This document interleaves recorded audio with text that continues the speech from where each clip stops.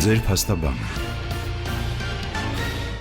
Բարև ձեզ հարգելի ռադիոլսողներ։ Եթերում ձեր փաստաբանը հաղորդաշարի հերթական թողարկումն է։ Այսօրվա մեր թողարկումը նվիրված է ողջամիտ ժամկետներին, թե ինչպես է ձեր գործը դատարանում քննության ընթացքում քննվում, ողջամիտ ժամկետներում է արդյոք դա տեղի ունենում, ինչ է ասել ողջամիտ ժամկետի խախտում, որ ժամկետների սպառումը արդեն կարելի է համարել որպես այդպիսին ողջամիտ ժամկետի խախտում, որոնք են դրանց իրական պատճառները չպահպանման եւ արդյոք հնարավոր է դիմել օրինակ դատարան, բարոյական վնասի փոխհատուցում պահանջել, բարոյական վնասի վերականգնում պահանջելով դրամական փոխհատուցման տեսքով եւ ինչ օրենսդրական փոփոխություններ են այսօր պաշտոնապես շրջանառվում։ Այս եւ այլ հարցերի շուրջ մենք կզրուցենք մեր հյուրի փաստաբան Մերի Կարապետյանի հետ։ Բարև ձեզ, Տիկին Կարապետյան։ Տիկին Կարապետյան, ՀՀ Սահմանադրությամբ ամրագրված է, որ յուրաքանչյուր ոք ունի անկախ եւ անաչառ դատարանի կողմից իր գործի արդարացի, հրապարակային եւ ողջամիտ ժամկետում գործի քննության իրավունք։ Ողջամիտ ժամկետներում գործի քննության իրավունքը ըստ էության արդար դատաքննության իրավունքի առանցքային տարրերից է եւ քաղաքացիադատավարական եւ քրեադատավարական հարաբերություններում ըստ էության կան որոշակի ժամկետներ, ողջամիտ ժամկետներ, որոնց պահպանելը էական է։ Այ խնդրում եմ նշեք, որոնք են այդ ժամկետները եւ ինչ չափորոշիչներ են այսօր սահմանված գործող օրենսդրությամբ եւ կարող ենք ասել, որ դրանք բավարար չափով ըստ էության այդ ողջամտության սահմանները հստակեցնում են։ Բարև ձեզ, նախ շնորհակալ եմ հրավերի համար եւ նաեւ այս շատ կարեւոր թեմային անդրադառնալու համար։ Ինչպես նշեցիք, ինչպես սահմանադրությամբ, այնպես էլ միջազգային նորմերով արդար դատաքննության իրավունքը ունի հստակ եւ ընդգծված պաշտպանություն հանրային իշխանության կողմից եւ անհրաժեշտ ու կարեւոր դեր ժողովրդավարական հասարակությունում։ Արդար դատաքննության իրավունքի անկյունաքարերից մեկը գործերի ողջամիտ ժամկետում քննության իրավունքն է, որի խախտումը եւ յուրաքանչյուր խախտում կարող է վտանգել արդարադատության իրականացման ողջ արդյունավետությունը, ինչպես նաեւ նվազեցնել հանրային վստահությունը արդարադատություն իրականացնող մարմինների նկատմամբ։ Հայաստանի Հանրապետության դատական օրենսգրքով սահմանված են ընդհանրական չափանիշներ գնահատելու համար գործի քննության տևողությունը ողջամիտ համարելու համար։ Այդ չափանիշները բավականին ընդհանրական են եւ ներառում են հետեւյալը՝ գործի փաստական եւ իրավական հանգամանքներ, որոնցում ներառված է դիմող անձի վարքագիծը, վարույթի մասնակիցների վարքագիծը, ինչպես նաև գործի բարդությունը եւ այլ հանգամանքներ։ Հաջորդը, որ ներառված է, դատավորի հնարավոր սեղմ ժամկետներում կատարած դատավարական գործողությունների արդյունավետության գնահատումն է։ Մյուսը, որը նշվել է, բարձրագույն դատական խորհրդի կողմից սահմանվել են գործերի ուղենիշային տևողություններ, որոնք եթե օրենքով սահմանված չեն կամ որոշակի չեն կամ որոշակի հայեցողական են, դիտարկելով որպես ողջամիտ, բարձրագույն դատական խորհուրդը ուղենիշային միջին տևողություններ է սահմանել։ Եվ նաև նշվում է, եթե սահմանված է օրենքով ժամկետներ, ապա պետք է քննարկվի արդյոք այդ ժամկետներում կատարվել է դատավարությունը, արդյունավետ է եղել, թե ոչ, ինչպես նշեցի, այս չափանիշները ընդհանրական բնույթի են եւ ըստ էության սրանք կանխարգելիչ միջոցառումներ չեն, այսինքն ըստ էության, եթե օրենքով սահմանված չեն գործի քննության ժամկետներ եւ թողնված է հայեցողություն, այսինքն ողջամիտ ժամկետում, մենք կարող ենք սրան գնահատական տալ ողջամիտ ժամկետի խախտումից հետո անդրադառնալով դրան նախորդած ինչպես դատարանի, այնպես էլ վարույթի մասնակիցների դրսևորած վարքագծին գնահատելու արդյոք ողջամիտ է եղել, թե ոչ։ Սակայն պետք է լինի կանխարգելիչ միջոցառումներ, քանի որ պետությունը հանդես է գալիս ինչպես իրավունքները երաշխավորող, պաշտպանող, այնպես էլ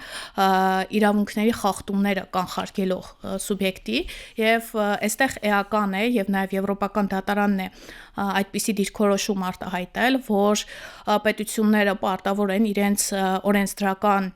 դաշտը այնպես կարգավորել, որ պաշտպանված լինի իրավունքները, այդ թվում նաև մարդու իրավունքների Եվրոպական կոնվենցիայով պաշտպանվող 6-րդ հոդվածը, որը հենց արդար դատաքննության իրավունքն է։ Եվ եթե ամփոփելով նշեմ, պետք է նշել, որ մեր օրենսդրությունը այս մասով թերի է, եւ այս չափորոշիչները ընդհանրական են, եւ փաստորեն մենք չունենք կանխարգելիչ միջոցառումներ օրենքների տեսքով, եւ այստեղ ողջամիտ ժամկետների պահպանման, ապահովման միակ պահանջը եւ հրամայականը կարելի ասել դատավորների վարքագծին գնահատական տալն է կարգապահական վարույթների տեսքով, այսինքն սա միակ զսպող միջոցառումն է, որը տեղի է ունենում։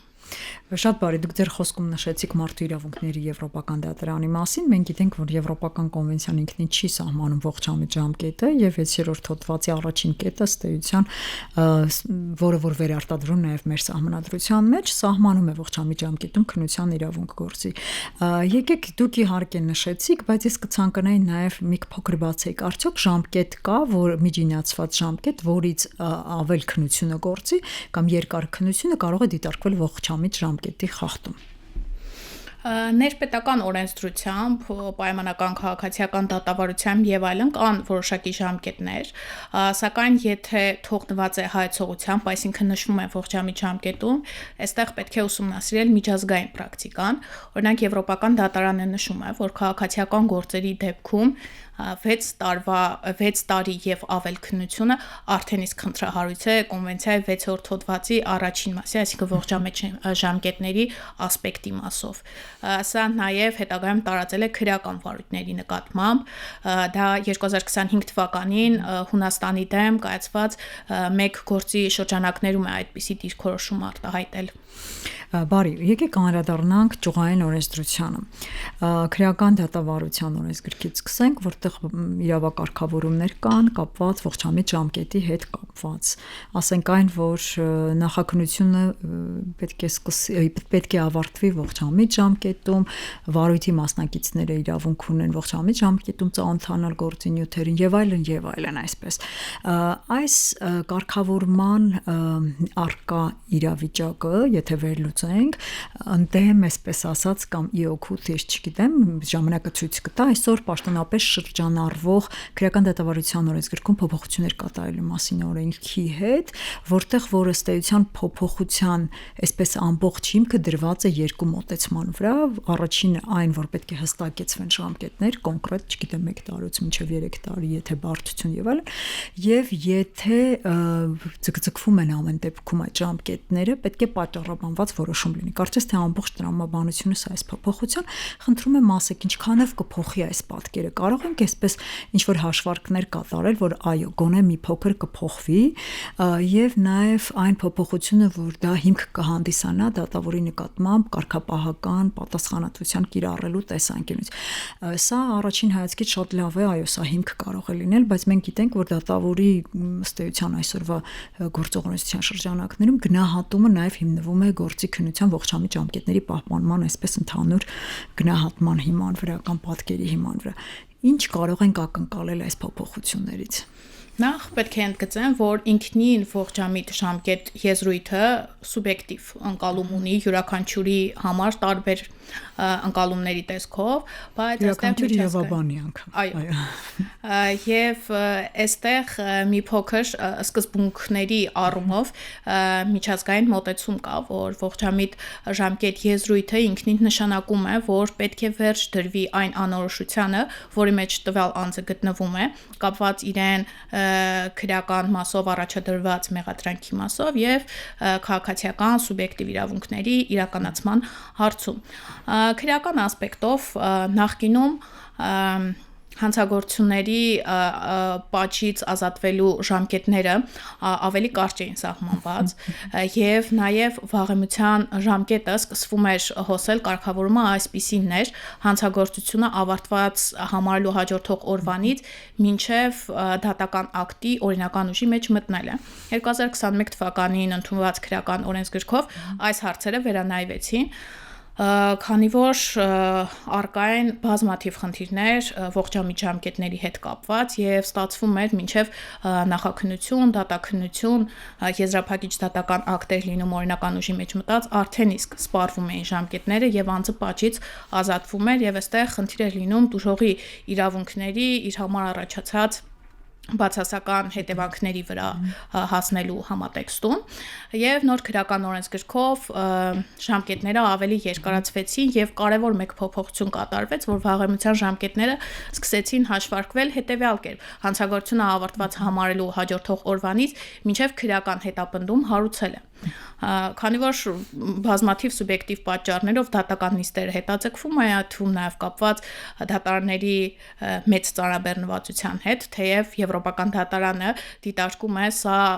օբյեկտիվ պատճառ չի կարող հանդիսանալ գործերի ձգձգման մասով եւ հստակ դիտարկում է որպես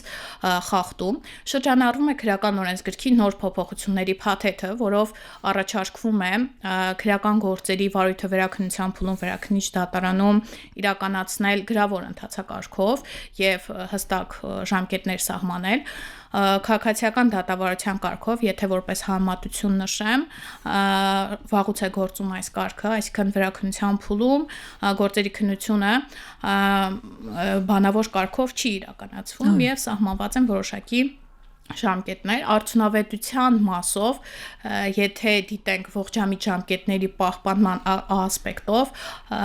արդյունավետ միջոց է սուբյեկտիվ իհարկե կարծիք է, որ արդյունավետ միջոց է, սակայն իրավունքների պաշտպանության առումով գուցե մեղադրանքի կապակցությամբ, մեղադրյալի դիրքորոշումը արտահայտելու եւ այլն, այս մասով կարծում եմ դեռ գնահատման ենթակա է եւ կարծում եմ շրջանառվող փոփոխությունների փաթեթները միտված են հենց ողջամիտ ժամկետների պահպանմանը, որովհետեւ Եվրոպական կոնվենցիան վավերացնելուց հետո Հայաստանի դեմ կայացված վճիռներով առաջին տեղը, որ զբաղեցնում է արդար դատաքննության իրավունքի խախտման մասով եւ ողջամիտ ժամկետի ասպեկտով առաջին տեղում է այս իրավունքի խախտումը եւ խնդրահարույց եւ շարունակում է մնալ առաջին տեղում։ Այո, եւ վիճակագրությունը, որ ներկայացվում է համապատասխան իրավասու մարմինների կողմից, ըստ էության իրենք եւս ընդունում են, որ վիճակագրությունը տարիների ընթացքում որքան է աճել ողջամիտ ժամկետի այս հարցին մենք անդրադառնանք, բայց մինչև այդ խնդրում եմ նաև քաղաքացիական եւ վարչական դատավարության համատեքստում, այսպես փորձենք հասկանալ, այստեղ նույն օրինակ քաղաքացիականի հետ կապված վերաքննիչ բողոքի ողջամիտ ժամկետները կամ վճռաբեկ վարույթ ընդունած լինելու դեպքում այստեղ եւս նշվում է ողջամիտ ժամկետում արդյոք պրակտիկան ինչպիսին է այս առումով, եթե կարող ենք ասել, կամ մոտեցումները համանուն են, թե ոչ քրեականի հետ կապված եւ այստեղ այս փոփոխությունները արդյոք տարածվելու են հետագայում շղթայական լինելու են նաեւ քաղաքդատավարության հետ կապված։ Քաղաքացիական դատավարությունում կարելի ասել ժամկետների մասով ավելի կանոնակարգված է, ըստ էության ողջամիտ ժամկետները միայն թողնված են վճռաբեկ դատարանում քննվող գործերին։ Վերաքննության փուլում առաջինացյանի դատարանում հստակ ժամկետներ կան սահմանված, թեև հատուկ վարույթներով իհարկե օրինակ աշխատանքային վեճերով 4 ամսյա ժամկետ եւ այլն, ընդհանուր գործերի մասով իհարկե նախատեսված չեն, բայց այստեղ օգնում են նաեւ բարձրագույն դատական խորհրդի կողմից սահմանված միջին տևողությունները, սակայն սա կարծում եմ եւս սուբյեկտիվ գնահատում է, չափորոշիչներ է, որովհետեւ պայմանական ժառանգության գործեր մի ընդհանրական տողով առանձնացված է եւ որոշակի գործակից է որոշվել ըստ էության անդրադառնալով գործի բարդությանը եւ այլն, սակայն ժառանգության իրավահարաբերությունները բազմաբնույթ են, միշտ չէ որ պարզ են, կան գործեր, որոնք կարելի ավարտել օրինակ մեկ դատական գործով, որը կարող է լինել 2 ամսվա ընթացքում ամբողջությամբ գործը ավարտել եւ կարող է լինել ժառանգության գործեր, որոնք բավականին երկար տև են կապված իրավունքի հետ առաջացող վեճերի մասով եւ ողջամիտ ժամկետները, ինչպես նշեցի, վճռաբեկ դատարանի դեպքում է, որ գործում են, սակայն այստեղ նաեւ Եվրոպական դատարանը որոշակի չափանիշներ ունի, թե ողջամիտ ժամկետների, եթե նույնիսկ ողջամիտ է սահմանված ժամկետները, ինչ ի նկատի պետք է ունենալ, պետք է հաշվի առնել գործի բարդությունը, կողմերի դրսևորած վարքագիծը, այսինքն վարույթի մասնակցի, պետությունների հանրային իշխանության վարքագիծը, տվյալ դեպքում դա թողնված է արդարադատության արդարադատություն իրականացնող մարմիններն, այսինքն դատարաններին եւ ամենակարևորը թե դիմողի համար ինչ հետևանքներ է առաջացրել եւ Եվրոպական դատարանը նույնիսկ խախտում է ճանաչում այն դեպքում, եթե ելքը դրական է եղել։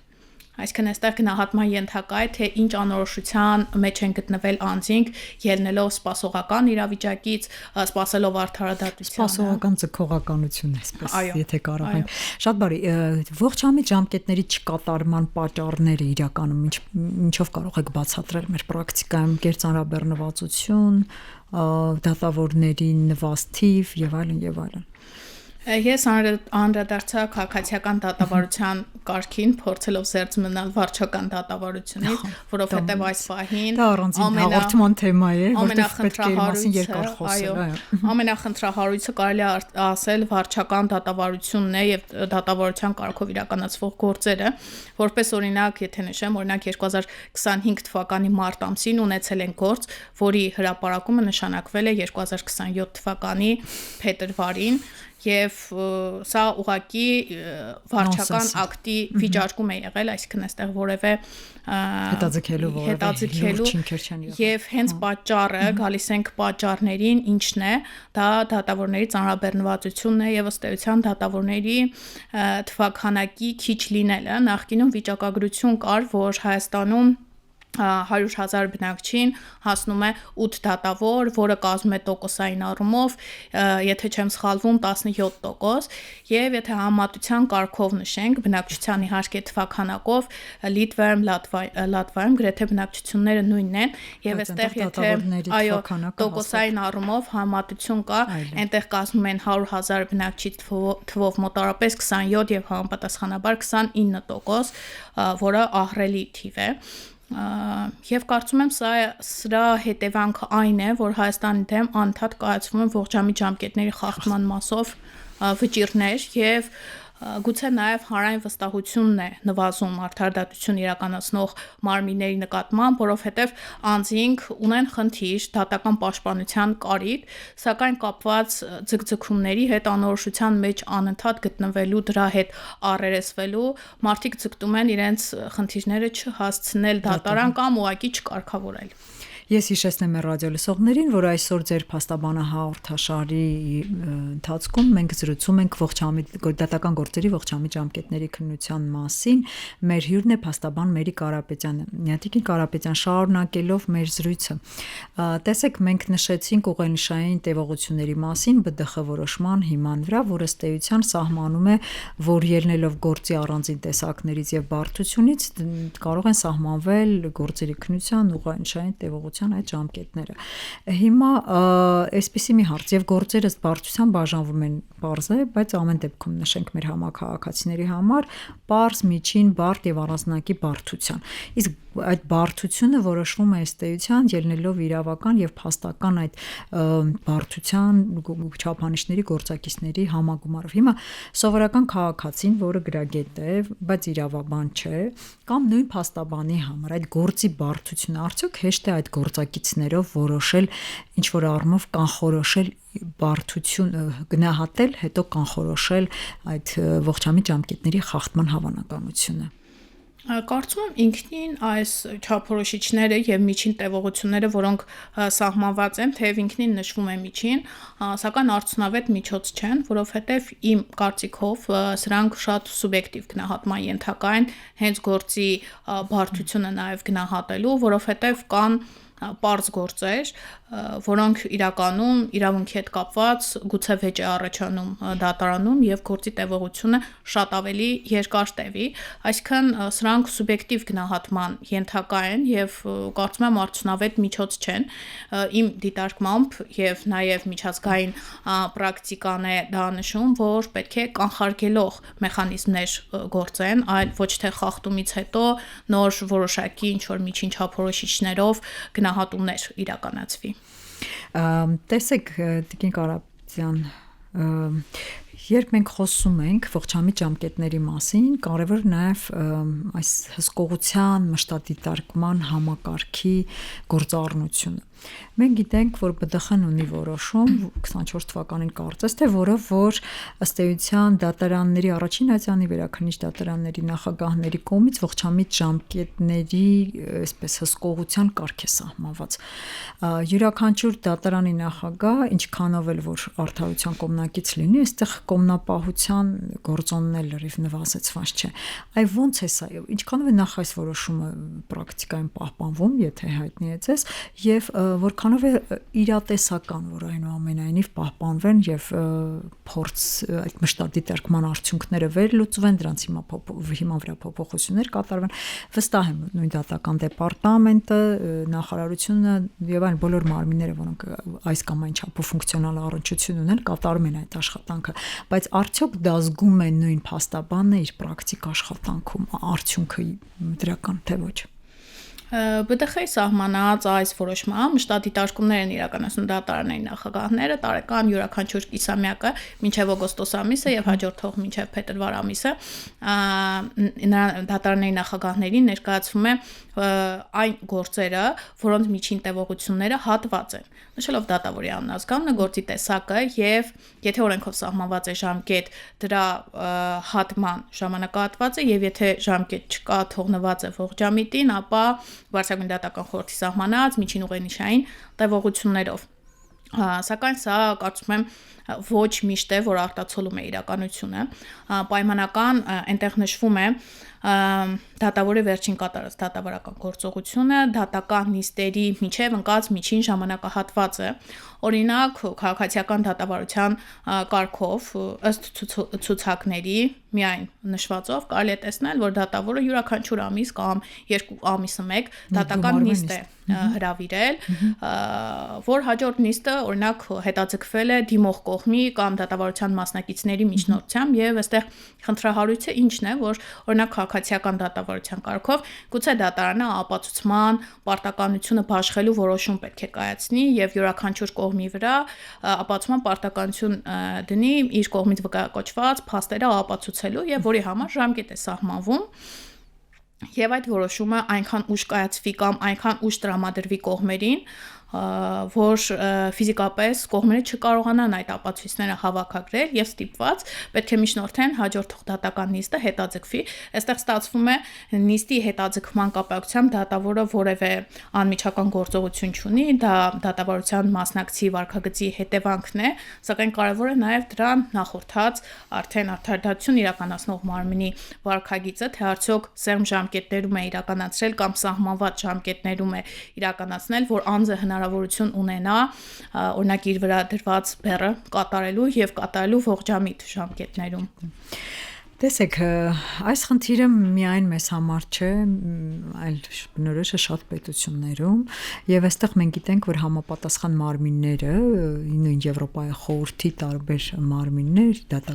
եվրոպական դատարանից սկսած մինչեւ դատարանների եվրոպական հանձնաժողով եւ այլն, այս կառույցները բոլորը ժամանակ առ ժամանակ անդրադառնում են լուծումներին, մատնանշելով, որ կոնկրետացնել է պետք, որոշակի հստակության է պետք անցնել եւ այլն եւ այլն։ Այնուամենայնիվ լինում է իրավիճակներ եւ մարդիկ ֆիզիկապես արդեն չեն լինում այդ ողջամիտ ժամկետների խախտման հետևանքով ընթացքում եւ այստեղ լինում է հաճախ բարոյական վնասի վերականգնման, դրամական փոխհատուցման այսպես հիմքեր։ Մենք գիտենք, որ արդեն նախադեպ կա Հայաստանի Հանրապետությունում, դիմել են դատարան եւ ստացել են կոնկրետ գումար որպես դրամական փոխհատուցում եւ այսպես բարոյական վնասը վերականգնվել է։ Խնդրում եմ այս նախադեպի մասին մի փոքր խոսենք եւ մատնանշենք, որ հիմքերի առկայության դեպքում ուղղակի ժամկետն են մատնանշում, չգիտեմ, կոնկրետացնենք, որ դեպքերը կարող են այսպես հիմք իրավական լինել անձի կողմից դատարան դիմելու համար։ Ես պետք է նշեմ միջազգայինորեն ընդունված այն սկզբունքը, որ նշում է, որ ուշացած արդարադատությունը դա մերժված արդարադատությունն է, պրակտիկայում առկա են գործեր, որ կրկնակի քննության վերադասացյանի կողմից քննության ծավալ է որոշվում, նոր քննության է ենթարկվում, հետագայում էլի վերադասացյաններ եւ այլն, եւ չի իրականացվում ողջամիտ ժամկետներում կապված դատարանների ծանրաբեռնվածության հետ։ Իհարկե, այլ որոշ հանգամանքներ եւս կարող են ներառվել, օրինակ փորձաքննության ժամկետներն են բավականին երկար տևում եւ այլն, բայց առաջին տեղում, որը ես կառանձնացնեմ, դա դատարանների ծանրաբեռնվածությունն է եւ միջազգային դատարանը չի առանձնացնում ողջամիտ ժամկետի խախտման դեպքում կամ այդ հանգամանքը գնահատելիս ատյան առատյան, այլ ամբողջության մեջ է դիտարկում եւ արդյոք ամբողջության մեջ, այդ թվում նաեւ առանձին ողջամիտ ժամկետում իրականացվել է, թե ոչ։ Մենք ունենք բազմաթիվ գործեր, որ կրկնակի քննության են եկել, նույնիսկ գործ ունենք, որ երրորդ անգամ գործի քննությունը սկսել է սկզբից։ Եվ կապված նախադեպի հետ որոշեցինք այս եղանակով գնալ, որը գուցե զսպման միջոց հանդիսանա, քանի որ պետական բյուջեից ֆինանսական միջոցներ են տրամադրվում։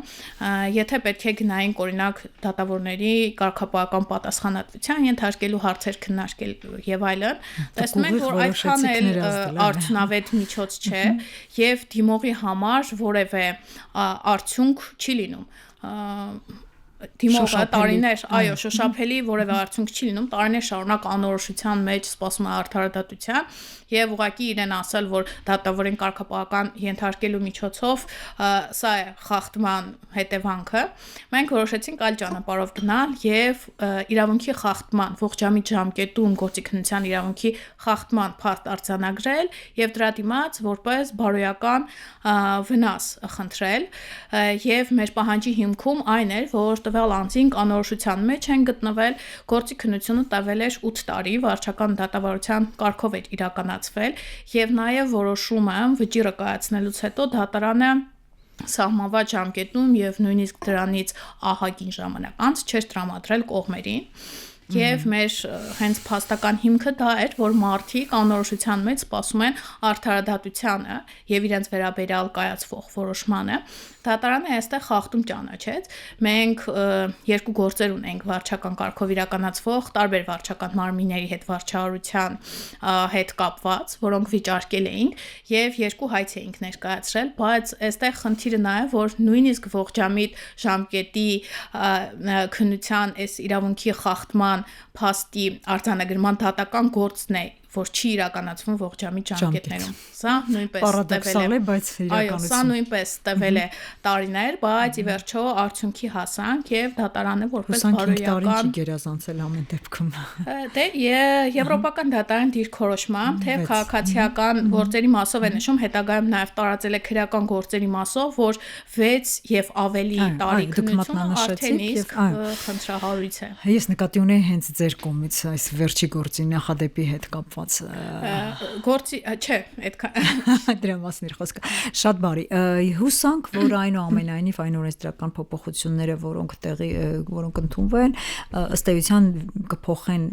պատկերը, վիճակագրությունը եւ իրավունքների պաշտպանության վիճակը Հայաստանի Հանրապետությունում։ Այնուամենայնիվ մենք այս թեմային կանդրադառնանք վարչական արդարադատության համատեքստում ավելի ուշ եւ հիշեցնեմ մեր ռադիոլսողներին, որ այսօր մենք զրուցում ենք ողջամիտ ժամկետների մասին, թե ձեր գործը դատարանում քննվելու ընթացքում երբ կարող է համարվել, որ այդ ժամկետը խախտվել է, ինչ ժամկետներ են գործում քրեական քաղաքացիական դատավարության համատեքստում հարաբերությունների, ինչպես նաև արդյոք կարող եք դուք դիմել